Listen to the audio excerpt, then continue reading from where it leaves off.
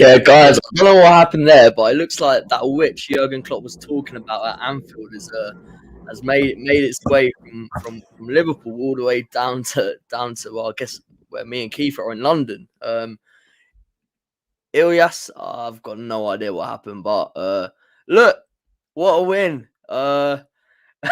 Keith, you're on mute. Oh, this is perfect. Oh, here we go. You're still on mute. I'll just say, yeah, what a way to start. It's just been a calamitous start. But at least Liverpool were calamitous tonight. So, they were picture perfect. I'm so gassed. I'm so happy we're finally back to winning ways. Oh my gosh. It was a win well deserved. And for me, Joel Matip, the winning goal scorer, the best player, the best presser, the best playmaker for us tonight. Like the guy was it was one of the best games I've ever seen him play. Yeah, man. It's just before that goal, it was defensively, I thought he was good, very good. But on the ball, we missed that incisiveness, the way he just broke the lines constantly. It was effective, and Matip is an effective ball player for us. He's one of our key passes, I guess you could say. So yeah, he went on a few mazy runs. The crowd were asking him to shoot a couple times. Should have probably shot a couple times before, but hey, got the header. And like I said before, Anfield, Cop End, Champions League, sock the ball in. Beautiful. 3 points on the board. Let's kick on now. It's a shame there's no weekend game, but we needed that because it was tough. But yeah, anyway, Keith, I'm gonna guys make sure to smash the like button first for Joel Matip and co. The boys I thought put on a very good performance today, personally. Even if as we see here, even if we got a draw, that was the effort and desire we wanted. Absolutely. But Keith, we're gonna go all the way to the start. Teams announced. Jota's in. Thiago's also back in. How you feeling, mate? Yeah, do you know what? I think this is the closest thing we've come to like a Jurgen Klopp's 11. Like what his 11 is going to be for this season. Diogo Jota was like, if ever you needed a forward that to just kind of take the ball by the horns, like kind of make things out of nothing, and you just needed to bring someone in. We're so blessed to have Diogo Jota to just slot in. The guy is just so tenacious, plays so well. Never thought in a million years he plays so well through the middle, but I was so happy to see him back and just give us something different, right? Something that we could, shock the opponent a little bit, because the way we've been playing in the forward positions in the first couple of games have not been up to it. So gas to see Jota, gas to see Joel Matip. For me, the best playmaker, the best dribbler in our team. And you know what? Everyone was telling him, shoot, shoot, shoot. But, if he could also bang it from 35 yards, then it just wouldn't be fair, bro. The guy's got everything. Do you know what I mean? He's so essential. He, for me, is the second best centre-back, maybe even number one at times. So happy to see him back. We could debate about him and Konate, but for me, he was the man. And, of course, Thiago, it's so sad that we have to rely on this guy. You know what I mean? Like, this guy is just so good, so classy, so effortless in what he does. When we don't have him, it's such a miss. It's just too painful to live with. So having them three back for me today was like, I was really excited. I was gassed. This was the first time I was really like, do you know what? This is going to be sick. Yeah, man, absolutely. And that's three players right down the spine. Arguably the guy who sets the tempo up front in Jota, guy who sets the tempo in midfield, Thiago, and the guy who sort of sets the tempo on the ball at times at the back, Matip. So we saw that crispness come back in. Just onto Thiago, first of all, man. This guy, you do not feel nervous when the ball gets to him, no matter where he is, no matter how many players are around him. You back him to wiggle out of gaps that you don't feel are possible. Like that is just amazing. Like I've not seen another midfielder be so comfortable on the ball in a Liverpool shirt in my lifetime. Like in terms of just touch, awareness, it's just impeccable. But yeah, man, we start the game very well. I think we're on the front foot. We've got that bite. right? This is what we've been missing, that bite, right? That hunger, that desire across the whole pitch. But it's a bit up and down. We're on the front foot, we're pressing well. Ajax are trying to play at the back. But for me, I guess we could just go straight into the first goal, man. It it's just three arrows: Diaz to Jota to Salah. It looked like the Liverpool of old. Yeah, it did. It did look like the is it the red arrows we used to call them? Yeah, no. I think even throughout the game, the press was just so much more like intense. It was so much quicker, snappier, and I think what teams are becoming real open to now is being able to press us so high up the pitch. Right, they want to come up, they want to win the ball back and break our press so quickly, and that's what Ajax tried to do today. But when you've got players like Jota, Diaz, Thiago, that's when you can play the type of football that allows us to move further up the pitch, allows us to press in those situations, and allows the likes of Diaz, Salah, and Jota to be closer together, right? You know, a lot of the things that Klopp has been complaining about in the build-up to the game is how much space we have between our forwards, how much space we have between our midfielders, and a lot of that ultimately comes down to what's going on behind you, right? If your players behind you are not snappy in the press, not snappy in their shape to come up the pitch, then Diaz, Salah, and Jota are going to be isolated. So, you know, it just felt like there was a lot more harmony in what we were trying to do off the ball as well as on the ball. And it was just a brilliant finish by Mo Salah, brilliant run. You know, the king is still here, man. The king is still very much here. He's very much alive. You know, he deserved that goal. It was a great finish. And it was nothing more than we deserved, to be honest. You know, we gave Ajax hell tonight, I believe. You know, we played a lot of good stuff, a lot of good night. It was when you said the Liverpool of old, you know, it's not that old. Yeah. It's not that old, you know. This is only, you know, we've had blips. But tonight we showed, you know, that this whole talk of, you know, Klopp, seventh season syndrome and all this nonsense, you know, we're far from that. But, you know, we just need to have these players more available than not. But from your perspective, what was your thoughts on the goal then, you know?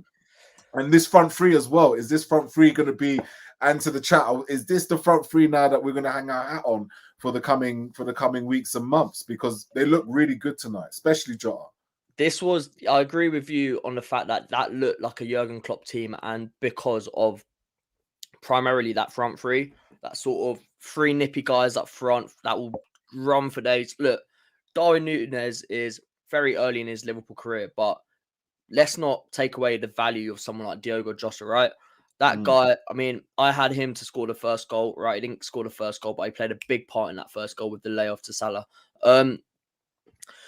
People were giving him unnecessary hate. He adds so much value to this team. And look, who knows what can Nunez force his way in? Firmino had a spell, like he's still proving useful. Carvalho could still be in that front three line. So there's options. But right now, if you've got a front three playing like that, you stick with it. You stick to that. It's almost like we went back to not basics, but we went back to tried and tested in terms of how we play. It wasn't, I reckon if Nunez played, we'd have looked to go a bit more direct to him. This was more incisive, quick. Liverpool really trying to play the game in Ajax's half, not trying to, really what we've been doing by allowing teams to come through us almost. I think, again, Thiago helps with that. But, it was, as soon as I saw Salah in on goal, I was like, goal. It was very. But on that topic of Thiago, right? Don't you feel, and like we're getting into a situation now where his importance is a bit, it's worrying almost, because I feel like he gets the best out of Fabinho. Don't get me wrong, I didn't think Fabinho come back anywhere near to his best today, but I just feel that he feels a lot more comfortable with Thiago by his side, and he almost brings out a better version of him. And again, it's just crazy that these are the only two that we can realistically rely on to play in that position, because, you know, I want to get your thoughts on Harvey Elliott, to be honest. Do you know what I mean? Today, I didn't think that, I felt like he struggled in this game a little bit. And I think that idea of him playing in that position as the first choice is going to be definitely up for scrutiny over the coming weeks. For me, this midfield, I mean, the midfield has been the problem this season. I think that people have been looking at the defense, but I feel like yeah, the defense might have made a couple individual errors, but they've been exposed. Normally, they have had such good protection and like control in their midfield that they don't really get tested as much. Fabinho, until Thiago came back in today, either side I feel has been exposed, and it's almost like, right, we have the ball, attack, LCM, RCM up, we lose the ball. It's like the opposition are running at Fabinho, and he's a one man. I wouldn't say wall. He's a one man. You know those things you run through in Takeshi Castle. Those doors, and and some of them are bricks. yeah. Some of them are just like you run through. It was like that, and like you can't. I have felt sorry for him, to be honest. He has been isolated, but I think the thing with Thiago, he plays closer to Fabinho.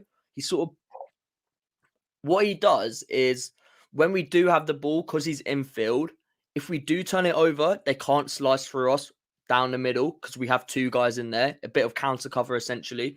So yeah, I think we these games, yeah, show the value of someone like Jordan Henderson. I don't think he is a Jordan Henderson of the last few years, 2018 to 2020, 2021 ish. But someone like Jordan Henderson can get about in that area, and it's not a dig at Harvey Elliott, but Harvey Elliott's a forward-thinking player, right? He's someone wants to use the ball, get on the ball, and when he's on it, and it clicks with Salah and Trent, it looks brilliant. But we are exposed down that side. There is a big hole down that side, and it's like, how do we fix that? When Henderson comes back, is he still you talk about that side. I mean, you talk about that side. Talk about the goal then, because it comes from that side, and there's a big debate coming around again, like that right hand side, like you said. It's one pass again, splits, gets us on the counter. Like you're right in terms of it does give us that exposure in those defensive areas at the moment, and we are suffering as a result because we don't even have a right back who wants to defend, let alone a right midfielder that can defend. Because defending is an art. It's about, in those areas, it's about timing. It's about, you know what I mean, like putting yourself in between spaces, and to learn that when you've been a forward-thinking midfielder like Harvey Elliott has been, and to make him play in that position, I think is starting to show its weaknesses. Would you not say that the goal was to that? I would say the goal for me, when I looked at it, and I need to look at it again, but I feel quite strongly that it was Harvey Elliott's and Fabinho's fault. And I've seen people dig Trent out. I think, right, Trent has had some lax moments this season, but he did nothing. I don't think he did anything really wrong defensively that game. Daley Blind had a chance when there was a double, two men on him. Like, you need more people back. You need your midfielders, and this has been a problem for a while. I've noticed it the last couple of seasons. Fabinho, as soon as the ball gets in behind him, he doesn't jump back quick enough. He sort of jogs back. And if you look at that goal, Kudus, great finish, by the way. I mean, it was such a good goal. Great finish. As great, as sweet. That strike was beautiful. Yeah, it was. But then when I look at it, I'm like, right, that cut back, that's where Fabinho should be. That's where another midfielder maybe should be. That's where you've seen the likes of Wijnaldum, Henderson, Fabinho be in the past. So I don't want to see Harvey Elliott and Fabinho 10 yards away, jogging back, letting him take a touch, have a bit of a swivel, and then shoot. I think Trent, people have been criticizing Trent for this goal. I can't, unless you want to say anything else, I couldn't see anything, because people will say he should have looked for that ball behind, but that's not how we defend. We're a team that defends looking forward. Like, the man in front is the person you mark. Trent's responsibility isn't the ball in behind. That space, we've always gone 1v1. We've always fronted up. Our two centre-backs have always gone 1v1 against forwards in that sort of area, because our centre-backs have been so good at that. Trent's focus is, I think, rightly on the person in front, and it just happens to be that I think he actually plays a very good ball around Trent sometimes, but it's not like he's played a ball and it's gone inside Trent and the guy's taken a shot. It's been a cut back from that angle. So I think great finish, Mm. but for me, the blame, chat, get involved, and then Keith, I'll let you have a go. But the blame is on Fabinho and Harvey Elliott for not jumping back into the edge of the box. I don't think St. Paul, I don't think he's supposed to track that guy. That guy is running in behind him. If Trent goes with him, the guy on the ball can now run 20 yards to the edge of our box and do whatever he wants. So, Keith, take it away on your thoughts on the goal. Yeah, for me, the goal lies with Mohamed Salah. Because, and I'll make this point because I think it's very valid. You know, the forward players have to be better with the ball when we're in transitional positions, because we Agreed. ultimately let go when we're in those situations. Trent is going firing, Harvey Elliott's firing. Like, you have to be the best and highest paid football player in the world to make sure you don't lose the ball in those positions in such a fast transitional pace. And he does. And once he does, the ball gets turned on us. And there's something that we don't talk about this season is, it's almost a counterculture to high pressing football. And that is like, it's almost like it's like a counter attack press, like whatever you want to call it. And I've seen it where teams will just like ping it into each other, boom, 1-2, like in tight situations, bomb 1-1, gone. Direct. And teams are really, really, really good at doing that, especially to Liverpool. Liverpool can get caught out really, really easily. They get caught out even worse when they're not in position to defend. And you can't keep giving these balls away in transition. Teams are better in transition now than at any time ever before. They are getting better at fighting and playing against teams like Liverpool, like City, and finding their chances.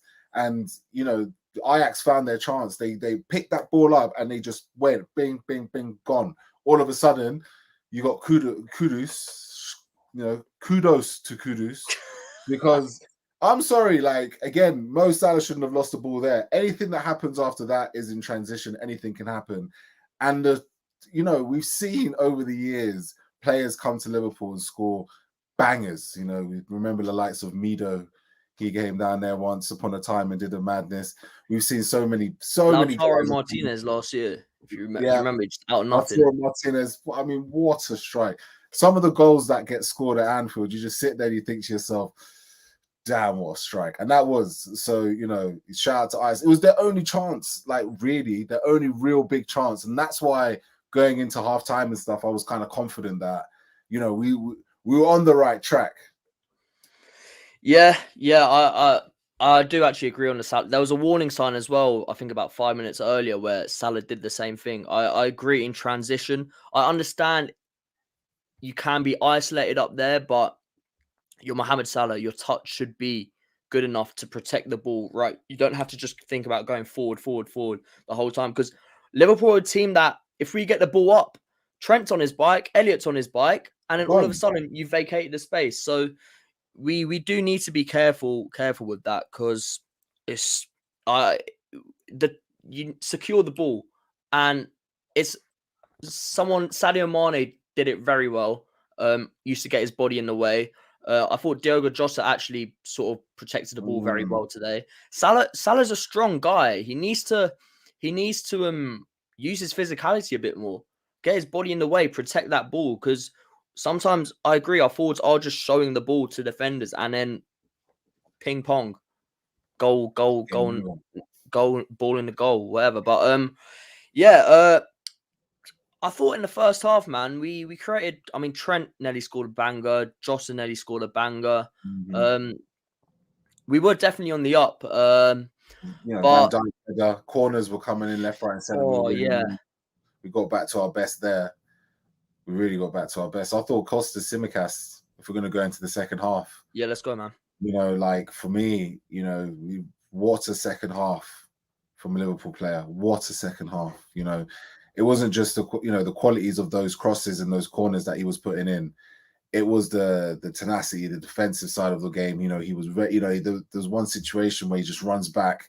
That where we try to play the offside trap and then it doesn't work, and then usually we're just waiting for Ali versus the striker, and then Costas comes in and he tackles and he wins that ball. I thought that was a second half to remember, and really, honestly, he can fight for Robertson's place. It's definitely up there for grabs. He's got the quality, and I thought That was a real big second half because I just didn't feel like it was like we were creating much. It got quite scrappy, and actually, Daily Blind almost has this chance, right? It just felt a little bit like Yeah. we lost momentum a little bit in that second half.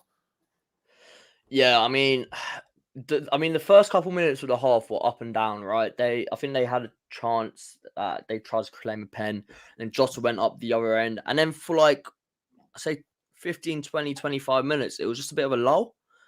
And then you started feeling Anfield goats trying to suck that ball in, trying to bring it in. I mean, I want to talk about the subs because we brought on Nunez and Firmino. We looked like we went to a bit of a 4-2-3-1. What were your thoughts on their sort of impact in the game? Yeah, Firmino was a big win. I thought in that. I just felt like the ball started to stick a little bit more Yeah, compared exactly. to how it was with Harvey when we were playing a similar position. It was quite interesting seeing him go with Nunez up top and Firmino almost behind in that sense. I thought that was really interesting. I thought, yeah, who do we bring on? We brought on Firmino and we brought on Darwin Nunez, and I believe the chat remind me, but I think That that was it. was Yeah. it. Milner last min, No, but no, last yeah, minute, yeah. Nunez, as I said, he's just he's a chaotic football player, but his runs, man, honestly, like for me, it's just you just got to be able to play the pass when he makes those runs because he's done it so many times. You know what I mean? Just an early ball, his movement is so good. But yeah, like we just we don't play to that kind of strength, but he does do exactly that to get a chance on goal. You know what I mean? I think it was is it Tsimikas who plays him the through ball and he catches the line nicely and he cuts it back, but the keeper just pyros it away. So yeah. you know what I mean? Nunez, Professor Chaos, he was definitely involved, but it's going to take a while for him to settle down. I think you know what I mean. It's just one of those type of players that just you see the drop of Salah and Diaz interchanging and stuff like that. You feel that kind of energy. With someone like Nunez, he's got to build a partnership with one of the two, in my Yeah. opinion, and that person is definitely going to be Salah long term. But we just got to sit tight. You know what I was thinking about as well? I think there's a lot made. I just want to say this about Nunez, about his price tag, 65 million raising to 100 million, whatever. Like, if we look at the recent history of strikers that are signed for this type of money, it is the going rate for just getting a striker these days, right? Plenty of these strikers that come in for these fees and never end up doing anything that they're supposed to, yet everybody expects it. So I think it's just giving him time and not always like putting the figure over his head, if that makes sense. I think he's just got to Yeah. have some time to settle in to what we're trying to achieve. And it's not going to happen straight away, but if he can make impacts off the bench and force his way into the side that way, then we're lucky that we've got Jota while he's feeling himself in. But yeah, I thought it was nice to see him come on the pitch and cause some chaos in that second half. Yeah, Professor Chaos, that's the one. I think with him, I completely agree. What he has on his side compared to other strikers with those sort of price tags is the age. He is very Yes, young. He yes, isn't Romelu Lukaku. He isn't someone that is expected to hit the ground running. And well, he is. There is pressure on him to score. Don't get me wrong, but there isn't the pressure on him to I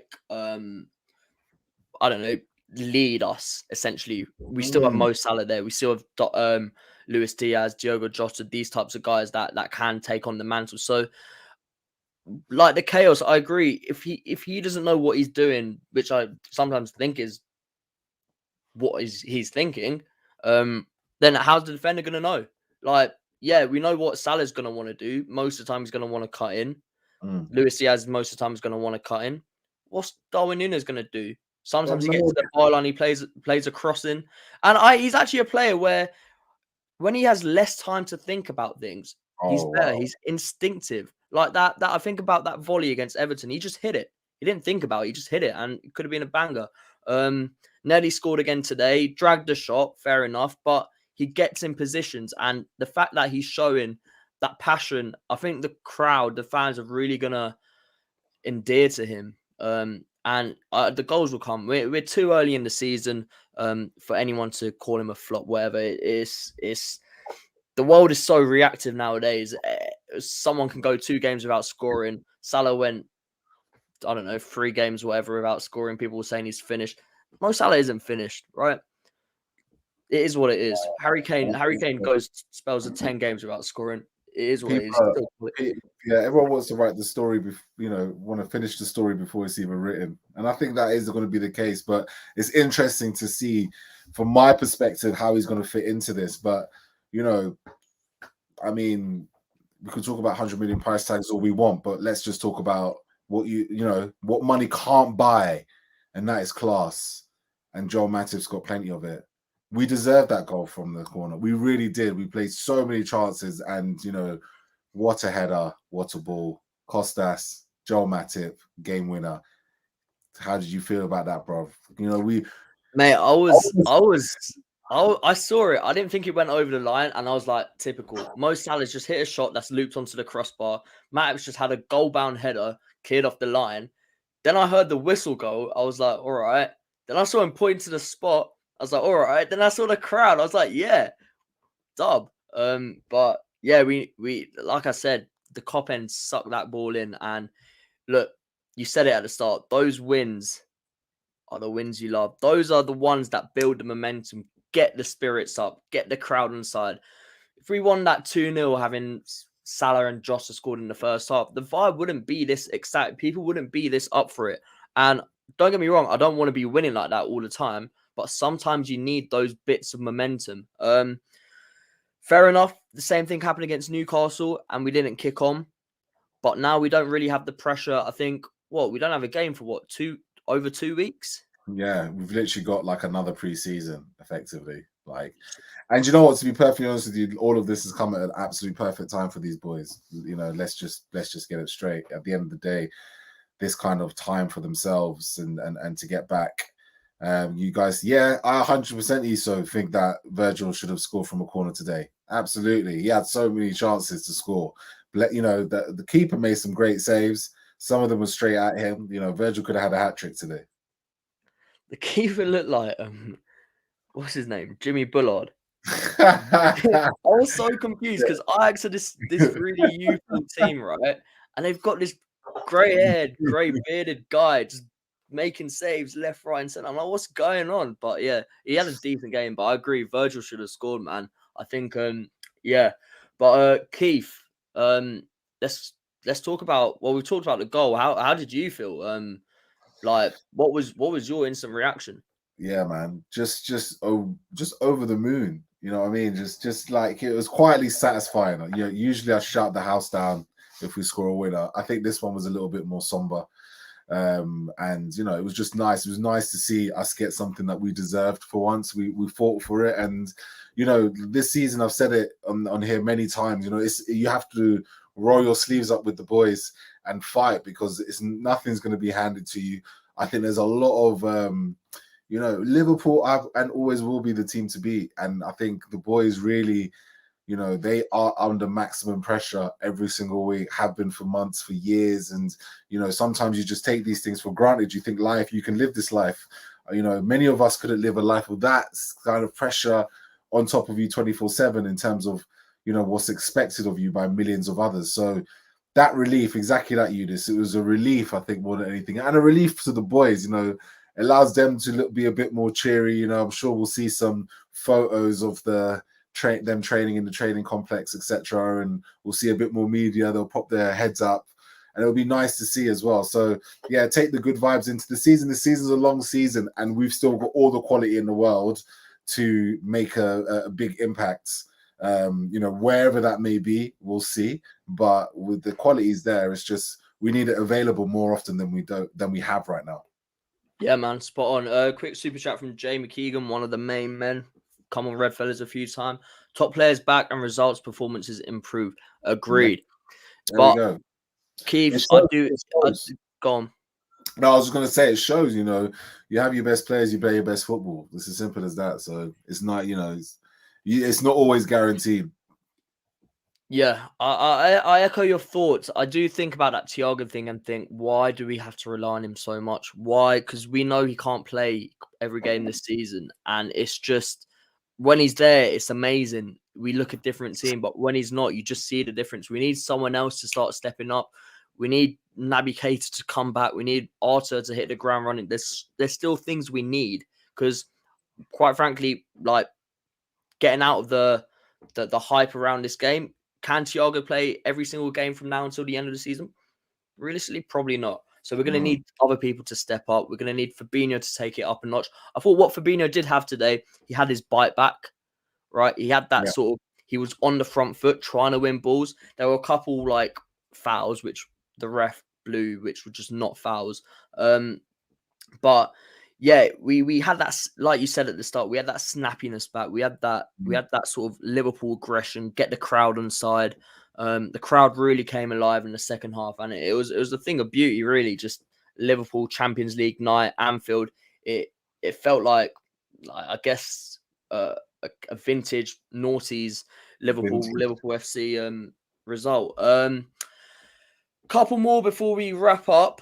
Randy Tiet. Nah, Grizz is living the bougie life in the executive lounge at Anfield, meeting all these ex-pros. He's left me and Keith to do his dog work at 10 p.m. on stream while he's eating caviar with all the big boys. Love it. Yeah, Grizz is out there enjoying himself while we hold the fort. But yeah, no. I'm sure he'll be back for a little bit more of an in-depth review tomorrow with some of the lads. You know, we just thought we'd give you a quick post-match reaction, and you know what? It's nice to just talk about a victory again. It is, man. I was thinking about this show and thinking, right, if it's going to be 1-1 again, the meltdown. Because I was going to come on and say, you know what? I hate that result, but we actually played well.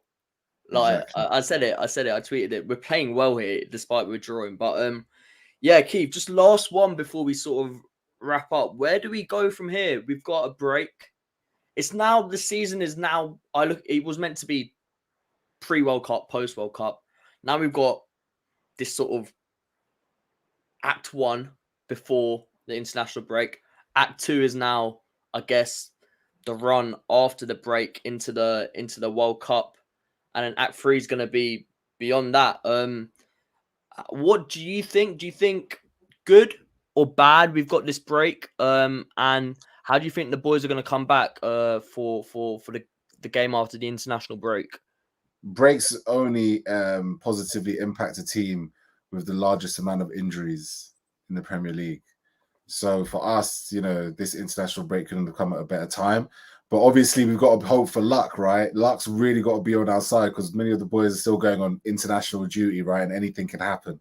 But I think this break is absolutely needed. You know, who knows what we come back with? But, you know, yeah, Thiago, Matip, Jota, they'll be completely recharged. Tsimikas as well. Hopefully, he won't be playing any games for Greece. Hopefully, he'll pick up a knock. And from here, you know, this is it. Now we go into the season, I think, ready to go again. This team took the world by storm. I still believe there is a run in us of, you know, at least 10 to 12 wins in a row. Like that for me, I believe we can go on that type of run. I think that run comes into effect after the January. Like for us right now, I think with the season the way it's gone, we need to be between 6 to 8 points of the leaders, league leaders going into after the World Cup and into January. Once we're in that position, you know, I think this season's 2 halves, and I think we'll win the second half. So, you know, we just got to grind out results for now, get people back, and then show us once again why we've lost like 5, even for all the defeats and despair this calendar year. This is like our 4 or 5 losses. If you know, so we've got the players. Then, you know, only Mane left. Let's put it that way. You know, there's still so much to go after, and hopefully we'll be able to see our best side play football this season and not have to rely on third choice players playing in centre midfield. So yeah, that was my monologue. Mate, no, I could echo yours, to be honest. Right, we've got the result. It's not gonna be smooth, plain sailing, whatever you want to say, from now until for the next few months, right? We've still got guys settling in, we still got tough games coming up. So we're gonna have to scrap. We have to scrap for absolutely everything. And if we scrap like we did today And like you say, we stay in touch, 6 to 8 points, whatever, behind, get through the group stages, just scrap our way through the cups. Just let's get to January and still have stuff to play for, right? Let's be in the round of 16. Let's be in the cups. Let's be in touch in and around the top of the league, right? We're gonna need to put a bit of a run on now. I don't think no teams really. I can't see a team getting to 90 points. I think it's gonna be a league that's won between, I say, 82 to 88-ish points. So let's stay in touch. Understand that I can't see any team doing what us and City have done this season just because of the complete absurdity of the season and the postponements around these last couple of weeks have just made it even more absurd. So let's just scrap, get the points on the board. I don't care how we win. I don't care if it's 5 95th minute winners from Joel Matip. I don't care. I don't care about individual numbers. I just want the boys to get the wins. And yeah, we're going to leave it there, guys. Shout out Keith, man. Yeah, shout out, man. And shout out the chat. Thank you so much for joining us and choosing us as your place to come for some instant post-match reaction. Liverpool 2, Ajax 1. It's a beautiful day. It's going to be a beautiful evening and a beautiful day tomorrow. Enjoy, Reds. Enjoy, Reds. Guys, just make sure Grizz is going to do a proper review of the game tomorrow with the boys. So tune in on that. They're going to go in depth. Yeah. Last thing, smash the like button. Pixelated Pigeon, shout out. Me and Keith are gonna have we're gonna go and sleep. I was gonna say have a bar. We're going our separate ways. Chat. Adios. Take care, man.